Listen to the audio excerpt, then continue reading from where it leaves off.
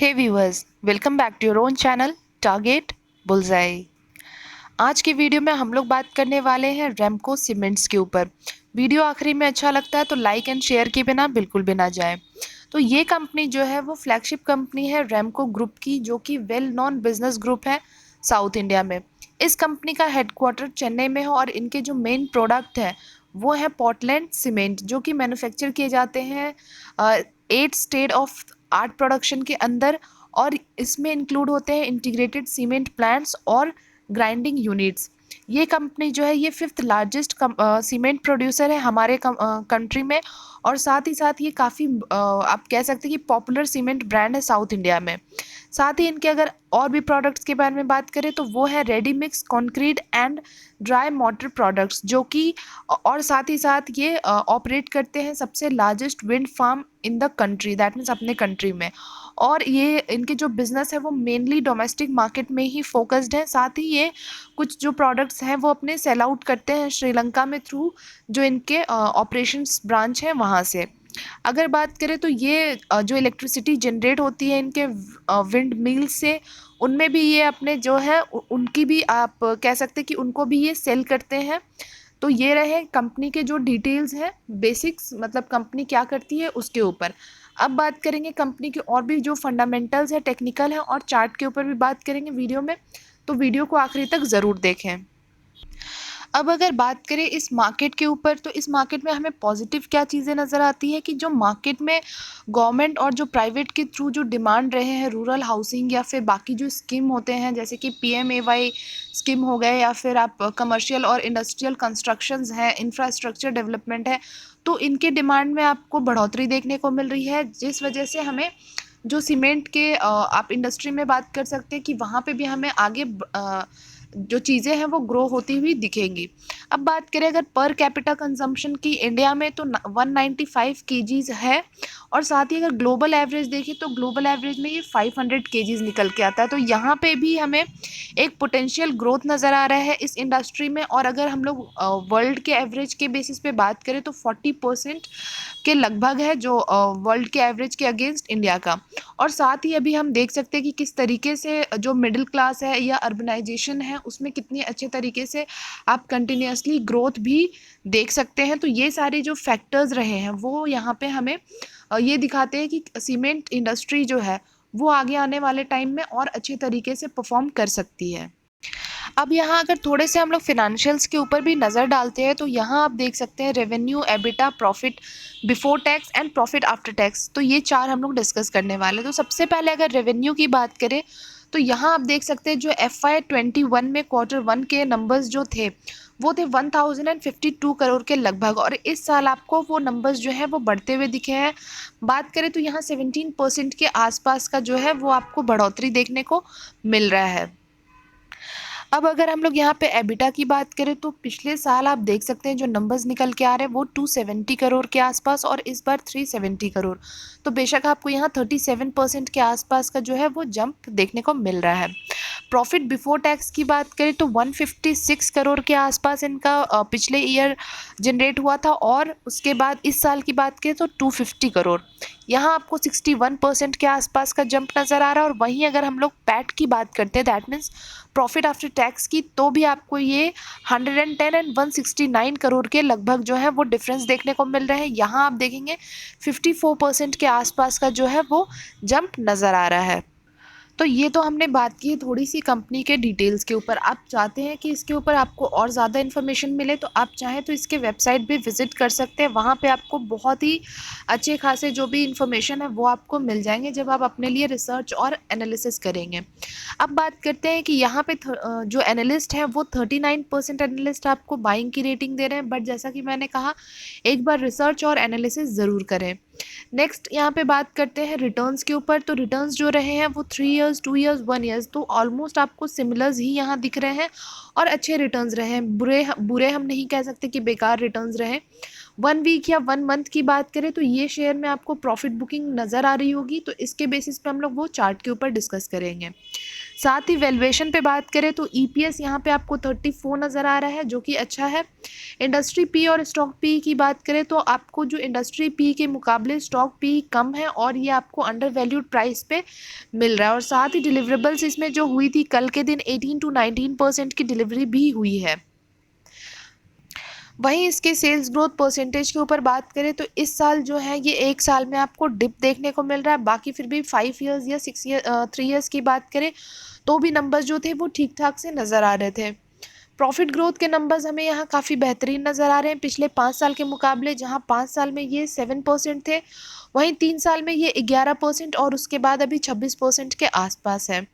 ROE की बात करें तो आरओई ऑलमोस्ट आपको सिमिलर ही नज़र आ रहे हैं थ्रू आउट दी जो भी ईयर्स रहे हैं, बट एटलीस्ट 15 to 20% होना चाहिए। यहाँ पे आपको ये नीचे आप इसके जो भी है 15% से बिलो ही नज़र आ रहे हैं। आरओसीई की बात करें तो आरओसीई के नंबर्स आपको 3 ईयर्स में थोड़े से डिप में नज़र आ रहे थे, बट 1 ईयर में आपको थोड़े से बढ़ते हुए दिखे, बट फिर भी जो क्राइटेरिया है वो उसको फुलफ़िल नहीं कर रहे। बाकी यहाँ डेट टू इक्विटी में आपको यहाँ पे थोड़ी जो एक डेट है वो भी नज़र आ रही है इस कंपनी के ऊपर।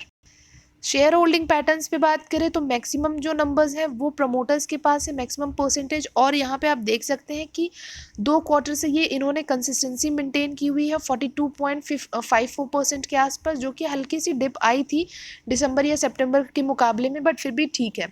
एफआईआई के बारे में बात करते हैं तो इनके जो होल्डिंग्स रहे हैं वो आपको थ्रू आउट दी क्वार्टर जो है वो बढ़ते हुए नज़र आ रहे हैं। और डीआईआई पे बात करते हैं तो डीआईआई के नंबर्स बीच में आपको थोड़े से कट शॉर्ट होते हुए दिखे थे, फिर बढ़ते हुए दिखे, एंड अगेन अभी इन्होंने इस क्वार्टर में थोड़ा कट शॉर्ट वापस से किया है। गवर्नमेंट के पास आप देख सकते हैं कि कंसिस्टेंसी के साथ 3.39% की होल्डिंग्स हैं। पब्लिक की बात करेंगे तो पब्लिक के पास अभी के टाइम में 23% के आसपास की होल्डिंग्स है, बीच में थोड़े बहुत फ्लक्चुएशंस देखने को मिले हैं। सो नेक्स्ट अगर बात करते हैं प्रमोटर्स प्लेज के ऊपर तो यहाँ आप देख सकते हैं कि पिछले क्वार्टर के मुकाबले यहाँ कम तो है, बट फिर भी आपको बहुत ज़्यादा नंबर्स जो है वो फ्लक्चुएटिंग दिख रहे हैं। बिकॉज अगर पिछले साल की हम लोग बात करते हैं तो यहाँ पे आपको ये 1.97 के परसेंट के आसपास नज़र आ रहा था, और ये आपको अभी इस एक साल में बढ़ते हुए दिखे हैं, जो कि उतनी अच्छी पॉजिटिव चीज़ नज़र नहीं आ रही है। म्यूचुअल फंड जो इसमें इन्वेस्टमेंट कर रहे हैं वो है Sundaram infrastructure advantage fund direct growth, again from Sundaram Rural and Consumption Fund Direct Growth. Third one is L&T Focused Equity Fund Direct Growth and fourth one is Kotak emerging equity fund direct growth. बाकी percentage आप देख सकते हैं वो भी हमें यहाँ अच्छे नज़र आ रहे हैं।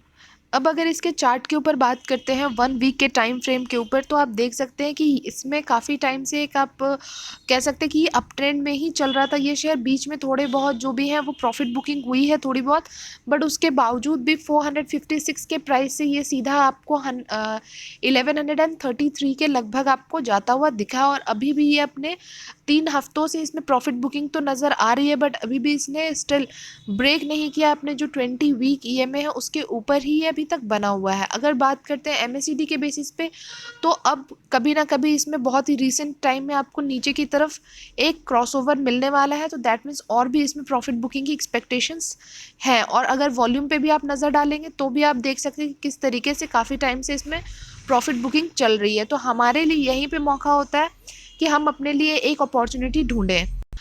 अब अगर बात करते हैं हम लोग छोटे टाइम फ्रेम पे, दैट इज़ 1 डे के टाइम फ्रेम पे, जहां हर एक कैंडल 1 डे को रिप्रेजेंट करता हुआ नज़र आ रहा है, तो हो सकता है आपको आने वाले टाइम में ये 110 पे सपोर्ट लेता हुआ दिखे। 110 और जो भी इसके ग्रीन लाइन है जो 1012 के आसपास जो सपोर्ट लेता हुआ आपको नज़र आ सकता है। बिकॉज आप देखेंगे कि एक बार और 2 बार यहाँ से दोनों बार जो है वो बाइंग इमर्ज हुई है, और इसके बाद ये ऊपर जाने की इसमें आप देख सकते हैं कि थोड़ी सी अप ट्रेंड आई थी। तो उस तरीके से अगर देखते हैं तो यहाँ पे आपको सपोर्ट लेते हुए ये नज़र आ सकता है। तो ये नंबर पे आप जो है वो आप नज़र बनाए रख सकते हैं। अभी जो करंट टाइम पे 1050 के प्राइस पे अराउंड ये आपको शेयर देखने को मिल रहा है। अब उससे नीचे की अगर बात करें तो 967 के भी प्राइस पे आपको आता हुआ दिख सकता है। तो उसी तरीके से जो है वो आप नीचे के जो भी सपोर्ट्स हम बता रहे हैं आपको उस पर आप नज़र बनाए रख सकते हैं, और वहाँ पे आप चाहें तो आप धीरे धीरे करके एक्यूमुलेट कर सकते हैं। बट हाँ, प्लीज़ अपने एक बार फिनेंशियल एडवाइज़र को भी साथ में ज़रूर कनेक्ट करें और अपने लिए खुद से रिसर्च और एनालिसिस ज़रूर करें।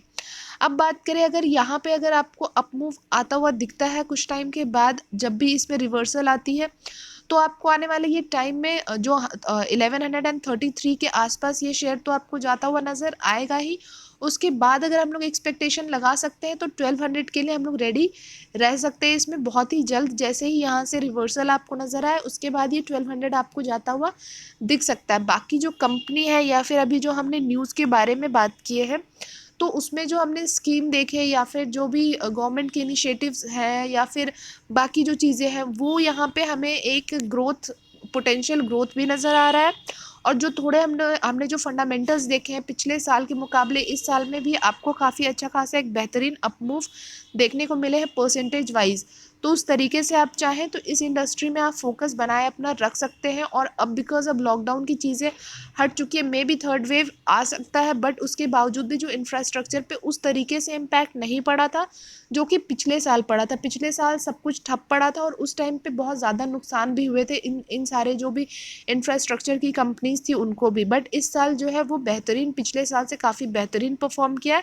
तो आगे आने वाले टाइम में भी हमें उम्मीद है कि काफ़ी अच्छा बेहतर परफॉर्म कर सकते हैं। तो उसी के बेसिस पे इन सारी चीज़ों को, इन सारे पॉइंट्स को आप नज़र में ध्यान में रख के और उसके बाद आप चाहे तो इसमें इन्वेस्टमेंट और एक्यूमुलेशन आप कर सकते हैं। बाकी किसी भी तरह का कोई डाउट है तो आप हमें कमेंट बॉक्स में कमेंट करके पूछ सकते हैं। एंड उसके बाद हम आपसे मिलेंगे जल्द ही नेक्स्ट वीडियो में। तब तक के लिए thank you and take care.